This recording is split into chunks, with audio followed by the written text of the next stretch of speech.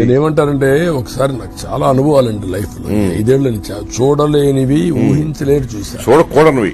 ఒక అమ్మాయి వచ్చారు, వచ్చి సార్ మాది కడప, ఏంటమ్మా చెప్పి చెప్పకూడని విషయాలు సార్, ఏంటమ్మా కళ్ళు నేను పెట్టుకోను, నా క్యారెక్టర్స్ అన్నది బయట చెప్పుకోరా, ఎవరు చెప్పుకోవాలి, కనీసం మీరన్నా కాపాడు అంటే మనకు తెలియకుండా. అమ్మాయిని బెదిరించి లొంగ తీసుకున్నారా అధికార పార్టీ వాళ్ళు?